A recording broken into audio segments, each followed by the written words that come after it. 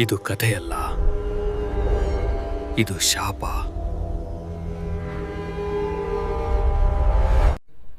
ನಮಸ್ಕಾರ ಸ್ನೇಹಿತರೆ, ಕನ್ನಡ ಹಾರರ್ ಲೋಕದ ಅತ್ಯಂತ ಭಯಾನಕವಾದ ಡಿಫ್ರೆಂಟ್ ಆದ ಹಾರರ್ ಕಥೆಗೆ ನಿಮ್ಗೆಲ್ರಿಗೂ ಸ್ವಾಗತ ಸುಸ್ವಾಗತ. ಇವತ್ತಿನ ಕಥೆ ನಿಜಕ್ಕೂ ತುಂಬಾ ಡಿಫ್ರೆಂಟ್ ಆಗಿದೆ ಸ್ನೇಹಿತರೆ. ಇದರಲ್ಲಿ ಬರುವ ಕೆಲವು ಇಮೇಜಸ್ ಕೂಡ ತುಂಬಾ ಭಯಾನಕವಾಗಿರ್ಬೋದು. ಈ ಕಥೆಯಲ್ಲಿ ಬರುವ ಪ್ರಮುಖ ಪಾತ್ರ ಅಂದ್ರೆ ಕಾರ್ತಿಕ್. ಇವನು ಸುಮಾರು 23 ವರ್ಷ. ಇವನು ಮೂಲತಃ ಹುಬ್ಬಳ್ಳಿಯವನು. ಇವನಿಗೆ ಒಂದು ಉತ್ತರ ಕನ್ನಡದ ದಾಂಡೇಲಿಯಲ್ಲಿ ಒಂದು ಕಾಂಟ್ರಾಕ್ಟ್ ಸಿಗುತ್ತೆ. ಏನಂದ್ರೆ GIS survey forest mapping contract. So ಈ ಕಾಂಟ್ರಾಕ್ಟ್ ಇವನಿಗೆ ಸಿಕ್ಕಾಗ ಇವನು ಈ ಕಾಂಟ್ರಾಕ್ಟ್ ಅನ್ನು ತಗೋತಾನೆ. ಆದ್ರೆ ಅಲ್ಲಿ ಹೋದ್ಮೇಲೆ ಆಗುವಂತ ವಿಚಿತ್ರವಾದ ಡಿಫ್ರೆಂಟ್ ಆದ ಭಯಾನಕ ಘಟನೆ ಏನಿದೆಯಲ್ಲ, ಅವನ ಲೈಫ್ನಲ್ಲಿ ಮರೆಯೋದಕ್ಕೆ ಆಗೋದಿಲ್ಲ. ಅಂತ ದೊಡ್ಡ ಘಟನೆ ಅಂತ ಹೇಳ್ಬೋದು. ಇದು ಕೇವಲ ಒಂದು ವ್ಯಕ್ತಿಗೆ ಸಂಬಂಧಪಟ್ಟಂತ ಘಟನೆ ಆಗಿರ್ಲಿಲ್ಲ. ಇಡೀ ಊರೇ ಈ ಘಟನೆಯಿಂದ ನದಿಗೆ ಹೋಗ್ತಾ ಇತ್ತು. ಈ ಊರಲ್ಲಿ ಕೇವಲ ಒಂದು ಆತ್ಮ ಅಥವಾ 2 ಭೂತ ಇರಲಿಲ್ಲ. ಈ ಪೂರ್ತಿ ಊರೇನಿದೆಯಲ್ಲ, ರಾತ್ರಿ ಆಯ್ತು ಅಂದ್ರೆ ಸಾಕು ಭೂತಗಳಿಂದ ಕೂಡ್ತಾ ಇತ್ತು. ಇಲ್ಲಿ ಒಂದೇ ಅಲ್ಲ, 2 ಅಲ್ಲ, ಇಲ್ಲಿ 100 ಭೂತಗಳು ನಾರ್ಮಲ್ ಆಗಿ ಜನರು ಯಾವ ರೀತಿ ತಿರುಗಾಡ್ತಾರೋ ಆ ರೀತಿಯಾಗಿ ತಿರುಗಾಡ್ತಾ ಇತ್ತು. ಅಂತ ಭಯಾನಕ ಊರು. ಇಲ್ಲಿ ಇವನಿಗೆ ಫಾರೆಸ್ಟ್ ಮ್ಯಾಪಿಂಗ್ ಕಾಂಟ್ರಾಕ್ಟ್ ಸಿಕ್ಕಿತ್ತು. ಇವನು ಈ ಊರಿಗೆ ಬಂದಾಗ ಇದ್ರ ಬಗ್ಗೆ ಸ್ಥಳೀಯರು ಹೇಳ್ತಾರೆ, ಆದ್ರೆ ಇವ್ನು ನಂಬೋದಿಲ್ಲ. ಇವನ್ ಕೆಲಸ ಎಲ್ಲಿತ್ತು ಅಂದ್ರೆ ಮಾರಕೆರೆ ಉಳಗಿ ರಸ್ತೆ. ಈ ರಸ್ತೆಯಲ್ಲಿ ಇವನ ಕೆಲಸ ಇತ್ತು. ಇಲ್ಲಿ ರಾತ್ರಿ ಆಯ್ತು ಅಂದ್ರೆ ಯಾವುದೇ ಸಮಸ್ಯೆ ಇರಲಿಲ್ಲ. ಆದ್ರೆ ಹುಣ್ಣಿಮೆ ರಾತ್ರಿ ಇಲ್ಲಿ ಕೇವಲ ಸಮಸ್ಯೆ ಅಲ್ಲ, ಈ ಊರೇ ಇದು ಭೂತದ ಊರಾಗ್ತಾ ಇತ್ತು. ಅಥವಾ ಈ ರಸ್ತೆ ಮಧ್ಯದಲ್ಲಿ ನಾವು ಡೇನಲ್ಲಿ ಯಾವ ರೀತಿ ಓಡಾಡ್ತೀವೋ ಮನುಷ್ಯರು, ಟ್ರಾಫಿಕ್ ಜಾಮ್ ಯಾವ ರೀತಿ ಇರುತ್ತೋ ಆ ರೀತಿ ಇಲ್ಲಿ ಭೂತಗಳ ಸಂಚಾರ ಇಲ್ಲಿ ಕಂಟಿನ್ಯೂಸ್ಲಿ ಆಗ್ತಾ ಇತ್ತು. ಆದ್ರೆ ಇದ್ರ ಬಗ್ಗೆ ಯಾವ ವಿಷಯನೂ ಗೊತ್ತಿಲ್ಲದಿರೋ ಕಾರ್ತಿಕ್ ಇಲ್ಲಿಗೆ ಬರ್ತಾನೆ ತನ್ನ ಟೀಮ್ ಜೊತೆ. ಇಲ್ಲಿ ಬಂದಾಗ ಇವನಿಗೆ ಒಂದು ಇರೋದಕ್ಕೆ ಜಾಗ ವ್ಯವಸ್ಥೆ ಮಾಡಿರ್ತಾರೆ. ಇವನು ಅಲ್ಲಿ ಇರ್ತಾನೆ. ಒಂದು ದಿನ ಇವನೇನ್ ಮಾಡ್ತಾನೆ, ಆ ಸರ್ವೆ ಮಾಡೋಕ್ಕೋಸ್ಕರ ಇವನು ಒಬ್ಬನೇ ರಾತ್ರಿ ಹೊತ್ತು ಒಂದು ರೋಡ್ ಮೇಲೆ ಹೋಗ್ತಾನೆ. ಅಲ್ಲಿ ಮ್ಯಾಪಿಂಗ್ ಎಲ್ಲ ಚೆಕ್ ಮಾಡಬೇಕು ಅಂತ ಸ್ಥಳೀಯರು ಹೇಳಿದ್ದಾರೆ. ರಾತ್ರಿ ಹೊತ್ತು ಇಲ್ಲಿಂದ ಹೊರಗೆ ಹೋಗ್ಬೇಡಿ, ಆ ರಸ್ತೆ ಕಡೆ ನೀವು ಹೋಗ್ಬೇಡಿ ಅಂತ ಹೇಳಿದ್ರು ಕೂಡ ಇವನು ಇವತ್ತು ರಾತ್ರಿ ಹುಣ್ಣಿಮೆನೆ ಒಬ್ಬನೇ ಯಾಕೋ ಏನೋ ಸುತ್ತಾಡ್ಬೇಕು, ಇದ್ರ ಬಗ್ಗೆ ನಾನು ಪೂರ್ತಿ ತಿಳ್ಕೋಬೇಕು ಅಂತ ಬೈಕ್ ತಗೊಂಡು ಆ ರೋಡ್ ಮೇಲೆ ಹೋಗ್ತಾನೆ. ಅದಾದ್ಮೇಲೆ ಇವನ ಜೊತೆ ಆಗುವಂತ ಘಟನೆ ಏನಿದೆಯಲ್ಲ, ಅದು ಇವನ ಜೀವನದಲ್ಲಿ ಕೇವಲ ಇವನು ಮಾತ್ರ ಅಲ್ಲ, ಇವರ ಇಡೀ ಕುಟುಂಬನೇ ಮರೆಯೋದಕ್ಕೆ ಸಾಧ್ಯ ಇಲ್ಲ. ಮುಂದಿನ ಎಷ್ಟು ಪೀಳಿಗೆ ಹೋದ್ರೂ ಕೂಡ ಈ ಘಟನೆ ನೆನೆಸ್ಕೊಂಡ್ರೆ ಸಾಕು ಭಯ ಪಡಬೇಕು. ಅಷ್ಟೊಂದು ಭಯಾನಕ ಘಟನೆ ಇವನ ಜೊತೆ ಆಗುತ್ತೆ. 2022 ಕಾರ್ತಿಕ್ ಏನಿದ್ದಾನೆ, ಅವನಿಗೆ ಈ ಕೆಲಸ ಸಿಕ್ಕಾಗ ಅವನು ಖುಷಿಯಿಂದ ಒಪ್ಕೋತಾನೆ. ಇಲ್ಲಿಗೆ ಬರ್ತಾನೆ. ಇಲ್ಲಿಗೆ ಬಂದಾದ್ಮೇಲೆ ಇಲ್ಲಿ ಸ್ಥಳೀಯರು ಹೇಳ್ತಾರೆ, ನೀವೇನು ಕೆಲಸ ಮಾಡ್ತಿರೋ ಮಾಡಿ, ಆದ್ರೆ ಹಗಲೊತ್ತಲ್ಲಿ ಮಾಡಿ, ರಾತ್ರಿ ಹೊತ್ತು ಮಾಡಲೇಬೇಡಿ. ಅದರಲ್ಲೂ ನಾಳೆ ಹುಣ್ಣಿಮೆ ಬೇರೆ. ಸೊ ಯಾವುದಕ್ಕೂ ನೀವು ಒಂದ್ಸತಿ ಯೋಚನೆ ಮಾಡಿ, ಯಾಕೆಂದ್ರೆ ಇಷ್ಟೊಂದು ಜನ ಹೇಳ್ತಾ ಇದೀವಿ ಅಂದ್ರೆ ಅದ್ರ ಏನಾದ್ರು ಸತ್ಯ ಇರಬೇಕು ಅಂತ ಅಲ್ಲಿಯ ಜನರು ಇವನಿಗೆ ಕ್ಲಿಯರ್ ಆಗಿ ಹೇಳ್ತಾರೆ. ಆದ್ರೆ ಇವನು ಸ್ಮೈಲ್ ಮಾಡಿ ಆಯ್ತು ಅಂತ ಸುಮ್ಮನೆ ಹೋಗ್ತಾನೆ. ಒಂದು ದಿನ ರಾತ್ರಿ ಡಿಸೆಂಬರ್ ತಿಂಗಳಿನಲ್ಲಿ ಚಳಿಗಾಲ. ಇವನ್ ಏನ್ ಮಾಡ್ತಾನೆ, ರಾತ್ರಿ ಮಲ್ಕೊಂಡಿದ್ದಾರೆ ಇವನು ಮತ್ತೆ ಇವನ್ ಟೀಮ್ ಏನಿದೆ. ರಾತ್ರಿ ಇವ್ರಿಗೆ ಯಾವ ಜಾಗ ವ್ಯವಸ್ಥೆ ಮಾಡಿದ್ರು ಅಲ್ಲಿ ಮಲ್ಕೊಂಡಿದ್ರು. ಆದ್ರೆ ಇವನಿಗೆ ಯಾಕೋ ಮನ್ಸಲ್ಲಿ ಅದೇ ಕೊರಿತಾ ಇತ್ತು. ಇಲ್ಲಿ ಸ್ಥಳೀಯರು ಏನ್ ಹೇಳಿದ್ರು ಅದೇ ಕೊರಿತಾ ಇತ್ತು. ಇವನೇನ್ ಮಾಡ್ತಾನೆ, ಆ ಕಿಟಕಿಯಿಂದ ಹೊರಗೆ ನೋಡ್ತಾ ಇರ್ತಾನೆ.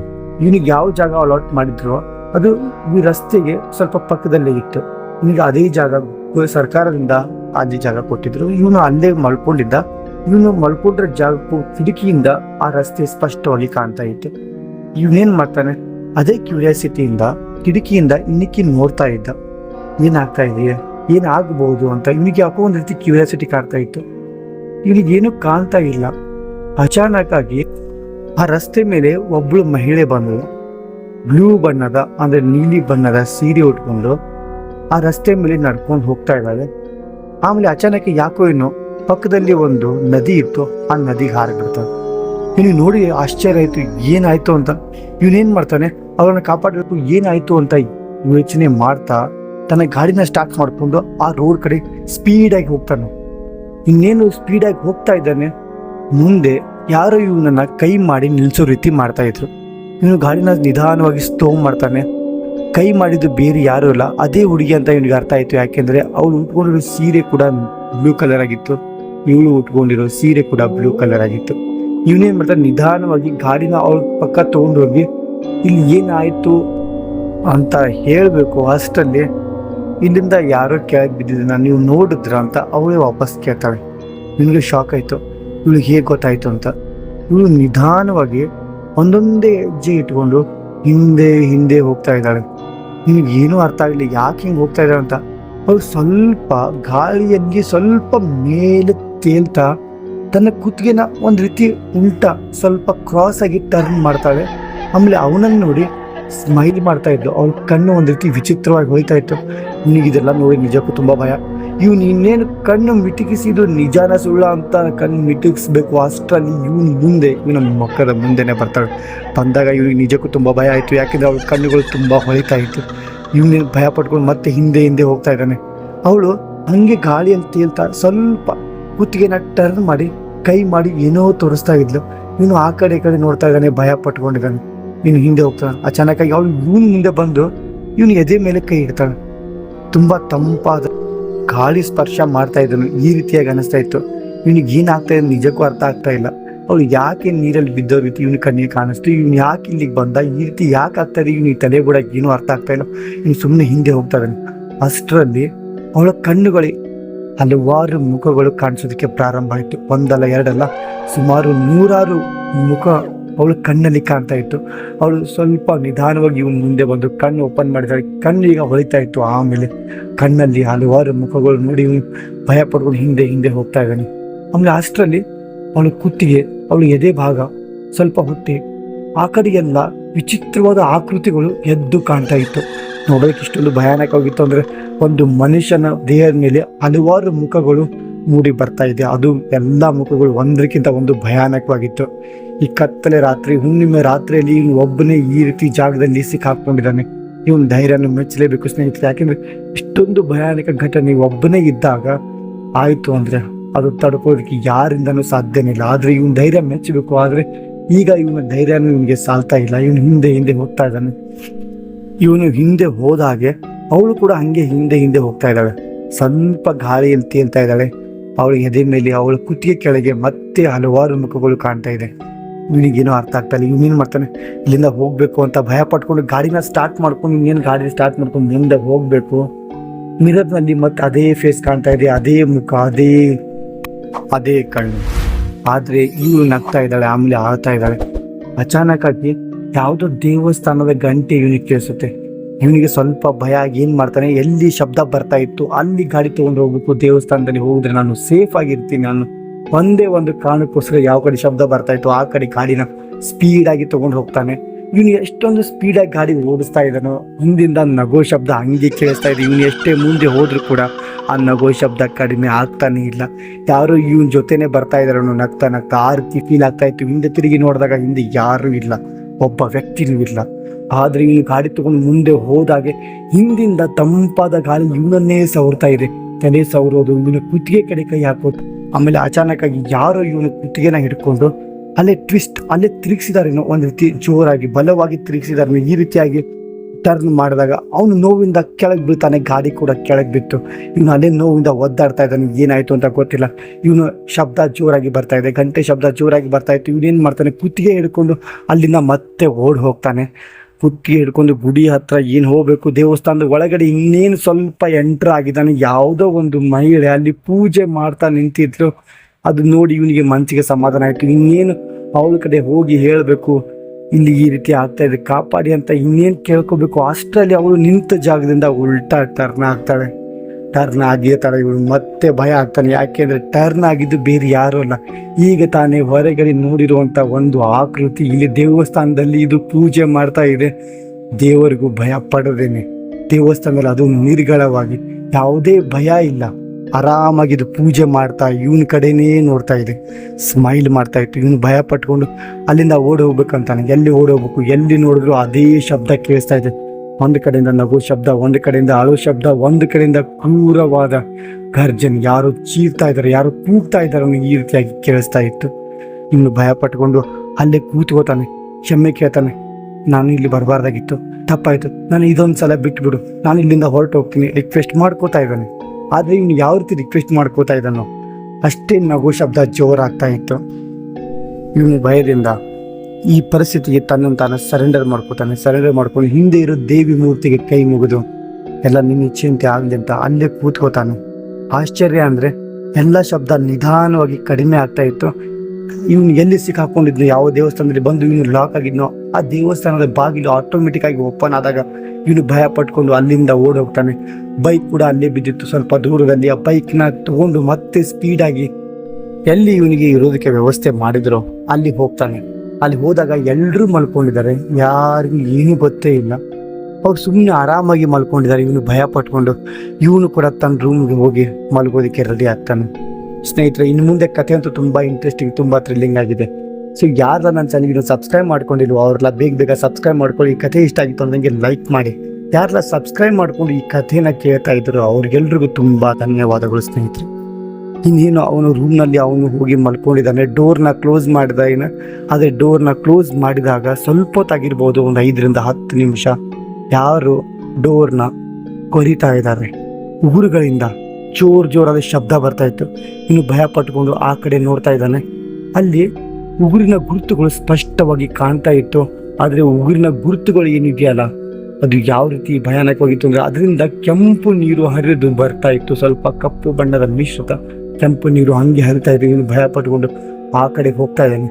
ಮತ್ತೆ ಇವನಿಗೆ ಅದೇ ಶಬ್ದ ಕೇಳಿಸುತ್ತೆ, ದೇವಸ್ಥಾನದ ಗಂಟೆ ಶಬ್ದ. ಆ ಗಂಟೆ ಶಬ್ದ ಕೇಳಿದ ತಕ್ಷಣ ಇವನಿಗೆ ಮತ್ತೆ ಭಯ ಆಯಿತು. ಇನ್ನು ಏನು ಮಾಡಬೇಕು ಅಂತ ಅರ್ಥ ಆಗೋದಿಲ್ಲ.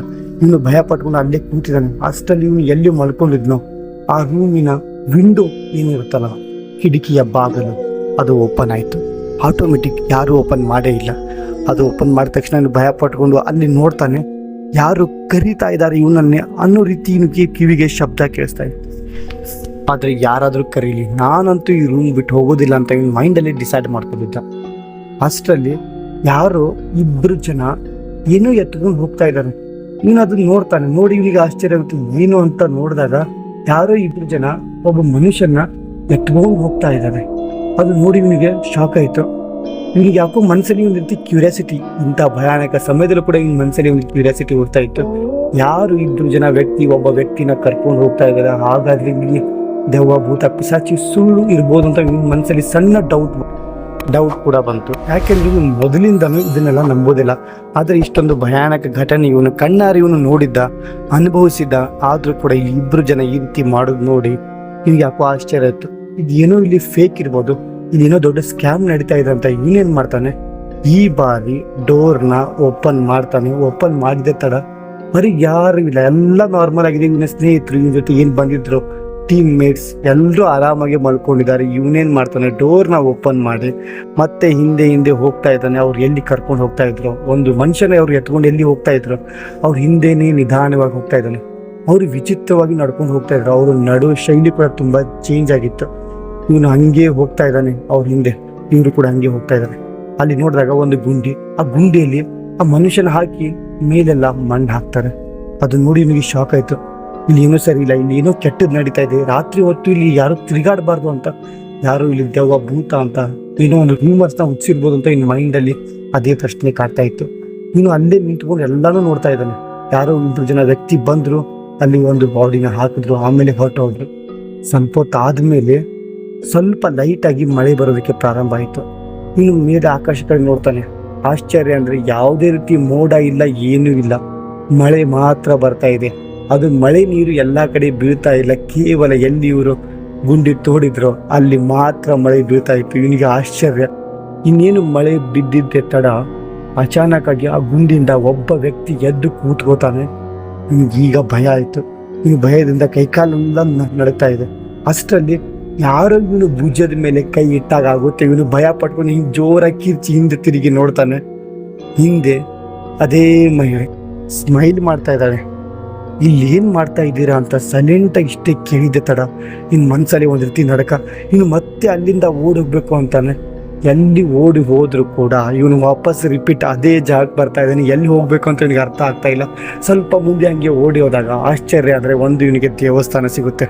ಇನ್ನು ಭಯ ಪಡ್ಕೊಂಡು ಈಗ ದೇವಸ್ಥಾನದ ಒಳಗೆ ಹೋಗೋಕ್ಕೂ ಇವನಿಗೆ ಭಯ ಆಗ್ತಾ ಇದೆ. ಯಾಕೆಂದರೆ ದೇವಸ್ಥಾನದ ಒಳಗೇನೆ ಇವನು ಒಂದು ರೀತಿ ವಿಚಿತ್ರ ಘಟನೆ ನೋಡಿದ್ದ. ಇಲ್ಲಿ ಇವನು ನೋಡಿರೋ ಘಟನೆ ಕೂಡ ತುಂಬ ವಿಚಿತ್ರವಾಗಿತ್ತು. ಯಾಕೆಂದರೆ ಯಾರು 2 ಜನ ಒಂದು ಮನುಷ್ಯನ ಇಲ್ಲಿ ಹಾಕಿದ್ದಾರೆ. ಆಮೇಲೆ ಆ ಮನುಷ್ಯ ಎದ್ದು ಕೂತ್ಕೋತಾನೆ. ಹಿಂದೆ ಯಾವುದೋ ಮಹಿಳೆ ಇವನಿಗಿದು ನಿಜಾನ ಸುಳ್ಳ ಕನಸ ಅಂತ ಇವನಿಗೇನು ಅರ್ಥ ಆಗ್ತಾ ಇಲ್ಲ. ಇವನು ಮತ್ತೆ ಓಡಿ ಹೋಗ್ತಾ ಇದ್ದಾನೆ. ದೇವಸ್ಥಾನ ಪಕ್ಕದಲ್ಲಿ ಇವನು ಸ್ವಲ್ಪ ಹೋದಾಗ ಅಲ್ಲಿ ಒಬ್ಬ ವ್ಯಕ್ತಿ ಮಲ್ಕೊಂಡಿದ್ದ. ನೋಡಿದ್ರೆ ಗೊತ್ತಾಗ್ತಾ ಇತ್ತು ಇವನ ಪ್ರಾಣಿ ಪಕ್ಷಿ ಹಾರಿ ಹೋಗಿದೆ ಅಂತ. ಸೊ ಇವನೇನು ಮಾಡ್ತಾನೆ, ಯಾರು ಅದು ಅಂತ ಸ್ವಲ್ಪ ಮುಂದೆ ಹೋದು ನೋಡಿದಾಗ ಅವನು ಈ ದೇವಸ್ಥಾನದ ಅರ್ಚಕ ಅನ್ನೋ ರೀತಿ ಕಾಣ್ತಾ ಇದ್ದ. ಆದರೆ ಇವನು ಕೂಡ ಇಲ್ಲಿ ಈ ರೀತಿಯಾಗಿ ಬಿದ್ದಿದ್ದಾನೆ. ಈ ಊರಲ್ಲಿ ಏನಾಗ್ತದೆ ಅಂತ ಇವನಿಗೆ ನಿಜಕ್ಕೂ ಅರ್ಥ ಆಗಲಿಲ್ಲ. ಏನಾದರೂ ಆಗಲಿ, ನಾನು ರಾತ್ರಿ ಹೊತ್ತು ಇಲ್ಲಿ ಕೆಲಸ ಮಾಡೋದೇ ಬೇಡ, ಈ ಕಾಂಟ್ರಾಕ್ಟ್ ಕ್ಯಾನ್ಸಲ್ ಆದರೂ ಪರವಾಗಿಲ್ಲ, ನಾನು ಇಲ್ಲಿಂದ ಹೋಗಬೇಕು ಅಂತ ಅವನು ಮನಸ್ಸಲ್ಲಿ ಒಂದು ರೀತಿ ಧೈರ್ಯ ತಂದ್ಕೊಂಡು ಇವನು ಮತ್ತೆ ರೂಮ್ ಕಡೆ ಓಡಿ ಹೋಗೋದಕ್ಕೆ ಟ್ರೈ ಮಾಡ್ತಾನೆ. ಅಷ್ಟರಲ್ಲಿ ಎಲ್ಲಿಂದಾನು ನೀರಿನ ಶಬ್ದ ತುಂಬ ಜೋರಾಗಿ ಬರ್ತಾ ಇತ್ತು. ಯಾವ ಕಡೆ ಶಬ್ದ ಬರ್ತಾ ಇದೆ ಅಂತ ಇವನು ಭಯದಿಂದಾನೆ ತಿರುಗಿ ನೋಡ್ತಾನೆ. ಅಲ್ಲಿ ಒಂದು ಬಾವಿ ಇತ್ತು. ಬಾವಿಯಿಂದ ವಿಚಿತ್ರವಾದ ಶಬ್ದ, ನೀರಿನ ಶಬ್ದ ಬರ್ತಾ ಇತ್ತು. ಇವನು ನಿಧಾನವಾಗಿ ಭಯ ಪಟ್ಕೊಂಡು ಒಂದೊಂದೇ ಹೆಜ್ಜೆ ಇಟ್ಕೊಂಡು ಮುಂದೆ ಹೋಗ್ತಾ ಇದ್ದಾನೆ. ಅಚಾನಕ್ ಆಗಿ ಬಾವಿಯಿಂದ ನಿಧಾನವಾಗಿ ಕೈ ಮೇಲೆ ಬರ್ತಾ ಇದೆ. ಯಾರ್ದೋ ಒಬ್ರದ್ದು ಗೋಡೆ ಮೇಲೆ, ಬಾವಿ ಕಟ್ಟೆ ಮೇಲೆ ಕೈ ಇಟ್ಟು ಮೇಲೆ ಹತ್ತೋದಕ್ಕೆ ಪ್ರಯತ್ನ ಪಡ್ತಾ ಇದ್ದಾರೆ. ಈ ರೀತಿಯಾಗಿ ಅನಿಸ್ದಾಗ ಇವನು ಭಯ ಪಟ್ಕೊಂಡು ಹಿಂದೆ ಹಿಂದೆ ಹೋಗ್ತಾನೆ. ಆಶ್ಚರ್ಯ ಅಂದರೆ ಸ್ವಲ್ಪ ಹೊತ್ತಾದ್ಮೇಲೆ ಆ ಕೈನೂ ಇಲ್ಲ, ಏನೂ ಇಲ್ಲ, ಪೂರ್ತಿಯಾಗಿ ನಾರ್ಮಲ್. ಇನ್ನು ಭಯ ಪಟ್ಕೊಂಡು ನಿಧಾನವಾಗಿ ಮತ್ತೆ ಮುಂದೆ ಮುಂದೆ ಹೋಗ್ತಾ ಇದ್ದಾನೆ, ಒಂದೊಂದೇ ಹೆಜ್ಜೆ ಇಟ್ಕೊಂಡು. ಬಾವಿನಲ್ಲಿ ನೋಡ್ತಾನೆ. ಬಾವಿನಲ್ಲಿ ನೋಡಿದಾಗ ಮತ್ತಷ್ಟು ಹಲವಾರು ಆಕೃತಿಗಳು.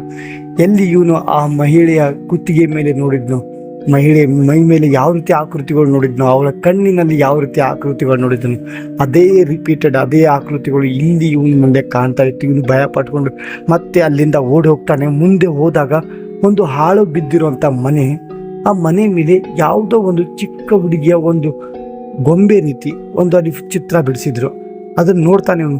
ಮತ್ತೆ ಭಯ ಪಟ್ಕೊಂಡು ಈ ಮುಂದೆ ಮುಂದೆ ಹೋಗ್ತಾ ಇದ್ದಾನೆ. ಆಶ್ಚರ್ಯ ಅಂದರೆ ಆ ಚಿತ್ರದ ಹೊಟ್ಟೆ ಮೇಲೆ ಕೂಡ ಅದೇ ಮುಖಗಳು ಇವನ ಕಣ್ಣಿಗೆ ಸ್ಪಷ್ಟವಾಗಿ ಕಾಣ್ತಾ ಇತ್ತು. ಇನ್ನು ಮತ್ತೆ ಅಲ್ಲಿಂದ ತಪ್ಪಿಸ್ಕೊಂಡು ಹೋಗ್ಬೇಕು ಅಂತಾನೆ ಪಕ್ಕದಲ್ಲಿ ಏನೋ ಒಂದು ಬರೆದಿದ್ರು. ಅದು ಬ್ಲ್ಯಾಕ್ ಬೋರ್ಡ್ ಮೇಲೆ ಬರೆದಿತ್ತು, ನಾನು ಇಲ್ಲೇ ಇದ್ದೀನಿ, ನಾನು ಎಲ್ಲೂ ಹೋಗೋದಿಲ್ಲ, ಇಷ್ಟೇ ಬರೆದಿತ್ತು. ಇವನು ಆ ಶಬ್ದ ನೋಡಿ ಕೂಡ ಇವನಿಗೆ ಭಯ ಆಯಿತು. ಇವನೇನು ಮಾಡ್ತಾನೆ, ಮತ್ತೆ ಹಿಂದೆ ಹಿಂದೆ ಹೋಗಿ ಮತ್ತೆ ಓಡಿ ಹೋಗ್ಬೇಕು ಅಂತಾನೆ. ಯಾಕೆಂದರೆ ಇವನು ಎಲ್ಲಿ ಹೋಗಬೇಕಾಗಿತ್ತು ಆ ಜಾಗನೇ ಸಿಗ್ತಾ ಇಲ್ಲ. ಇವನು ಪ್ರತಿ ಸತಿ ಓಡಿ ಹೋದಾಗ ಕೂಡ ಬೇರೆ ಕಡೆನೇ ಹೋಗ್ತಾ ಇದ್ದಾನೆ, ಬೇರೆ ಯಾವುದೋ ಜಾಗಕ್ಕೆ ಹೋಗಿ ತಲುಪ್ತಾ ಇದ್ದಾನೆ. ಇವನು ಎಲ್ಲಿ ಹೋಗಬೇಕು ಅಂತ ಇದ್ದಾನೆ, ಅಲ್ಲಿ ಹೋಗಿ ತಲುಪ್ತಾನೇ ಇಲ್ಲ. ಇವನು ಮತ್ತೆ ಓಡಿ ಹೋದಾಗ ಅಲ್ಲಿ ಒಂದು ಮನೆ ಸಿಗುತ್ತೆ ಇವನಿಗೆ. ಯಾಕೋ ಇವನು ಎಲ್ಲಿ ಹೋಗೋದಕ್ಕೆ ಇವನಿಗೆ ಧೈರ್ಯ ಸಾಲದೆ ಆ ಮನೆ ಒಳಗೆ ಹೋಗ್ಬೇಕು, ಅಲ್ಲಿ ಯಾರಾದರೂ ಇರ್ಬೋದು ಅಂತ ಇವನು ಮನೆ ಒಳಗೆ ಹೋಗ್ತಾನೆ. ಯಾಕೆ ಅಂದರೆ ಸ್ವಲ್ಪ ಹೊರಗೆ ಲೈಟ್ಸ್ ಇತ್ತು, ಮನೇಲಿ ಯಾರಾದರೂ ಮನುಷ್ಯರು ಇರ್ಬೋದು ಅಂತ ಇಟ್ಕೊಂಡು ಒಳಗೆ ಹೋಗ್ತಾನೆ. ಒಳಗೆ ಹೋಗಿದ್ದೆ ತಡ ರೂಮ್ನಲ್ಲಿರೋ ಆ ಮನೆಯಲ್ಲಿರೋ ಲೈಟ್ಸ್ ಎಲ್ಲ ಆಫ್ ಆಯಿತು. ಪೂರ್ತಿಯಾಗಿ ಕತ್ತಲೆ, ಕೇವಲ ಚಂದ್ರನ ಬೆಳಕು ಮಾತ್ರ ಮನೆ ಒಳಗೆ ಬರ್ತಾ ಇತ್ತು. ಆ ಮನೆ ಒಳಗೆ ನೋಡಿದಾಗ ಅದು ಮನೆ ರೀತಿ ಕಾಣ್ತಾ ಇರಲಿಲ್ಲ, ಅದು ಯಾವುದೋ ಒಂದು ಹಳೆಯ ಶಾಲೆ ರೀತಿ ಕಾಣ್ತಾ ಇತ್ತು. ಅಲ್ಲಿ ಬೆಂಚ್ ಎಲ್ಲ ಇತ್ತು, ಬೆಂಚ್ ಮೇಲೆ ಕೂತಿರೋದು ಬೇರೆ ಯಾರು ಅಲ್ಲ, ಅದೇ ಆಕೃತಿಗಳು. ಎಲ್ಲಿ ಇವನು ಹೊಟ್ಟೆನಲ್ಲಿ ನೋಡಿದ್ನು, ಎಲ್ಲಿ ಇವನು ಕಣ್ಣಲ್ಲಿ ನೋಡಿದ್ನು, ಎಲ್ಲಿ ಇವನು ಬಾವಿನಲ್ಲಿ ನೋಡಿದ್ನು, ಆಕೃತಿಗಳು ಅದೇ ಆಕೃತಿಗಳು. ಬೆಂಚ್ ಮೇಲೆ ಕೂತಿದ್ದು ನಿಧಾನವಾಗಿ ಕಪ್ಪು ಬಣ್ಣದ ನೆರಳ ರೀತಿ ಅದು ಟರ್ನ್ ಆಗ್ತಾ ಇತ್ತು. ಇನ್ನು ಭಯ ಪಟ್ಟುಕೊಂಡು ಇಲ್ಲಿಂದ ತಪ್ಪಿಸ್ಕೊಂಡು ಹೋಗೋದಾದ್ರು ಹೇಗೆ ಅಂತ ಇವನು ಪರಿಸ್ಥಿತಿಗೆ ಸರೆಂಡರ್ ಮಾಡಿ ಅಲ್ಲೇ ಕೂತ್ಕೋತಾನೆ. ಕೂತ್ಕೊಂಡಿದ್ದೆ ತಡ ಮತ್ತೆ ಜೋರಾದ ಗಾಳಿ ಬೀಸ್ತಾ ಇದೆ, ಯಾರು ನಗು ಶಬ್ದ ಸ್ಪಷ್ಟವಾಗಿ ಕೇಳಿಸ್ತಾ ಇತ್ತು. ಇವನು ಭಯ ಪಟ್ಕೊಂಡು ಮತ್ತೆ ಅಲ್ಲಿಂದ ಓಡಿ ಹೋಗ್ತಾನೆ. ಎಲ್ಲಿ ಓಡಿ ಹೋಗ್ಬೇಕಂತ ಗೊತ್ತಾಗಿದೆ. ಸುಮ್ಮನೆ ಓಡ್ತಾ ಇದ್ದಾನೆ. ಓಡಿ ಓಡಿ ಹೋಗ್ಬೇಕಾದ್ರೆ ಇವನಿಗೆ ಒಂದು ಮನೆ ಕಾಣಿಸುತ್ತೆ. ಈಗ ಇವನಿಗೆ ಸ್ವಲ್ಪ ಸಮಾಧಾನ, ಯಾಕೆಂದರೆ ಆ ಮನೆ ಬೇರೆ ಯಾವುದೂ ಅಲ್ಲ, ಇವನಿಗೆ ಇರೋದಕ್ಕೆ ಏನು ಜಾಗ ಕೊಟ್ಟಿದ್ರು ಅದೇ ಮನೆ ಆಗಿತ್ತು. ಇನ್ನು ಡೋರ್ ಓಪನ್ ಮಾಡಿ ಮತ್ತೆ ಒಳಗೆ ಹೋಗಿ ಮತ್ತೆ ರೂಮ್ನಲ್ಲಿ ಮಲ್ಕೋತಾನೆ. ಈ ಸತಿ ಏನಾದರೂ ಆಗಲಿ, ನಾನಂತೂ ಈ ರೂಮ್ ಬಿಟ್ಟು ಹೊರಗೆ ಹೋಗೋದಿಲ್ಲ, ಸುಮ್ಮನೆ ಮಲಗೋದಕ್ಕೆ ಪ್ರಯತ್ನ ಪಡ್ತಾ ಇದ್ದಾನೆ. ಎಲ್ಲ ದೃಶ್ಯಗಳು ಇವನ ಕಣ್ಣು ಮುಂದೆನೇ ಬರ್ತಾ ಇದೆ.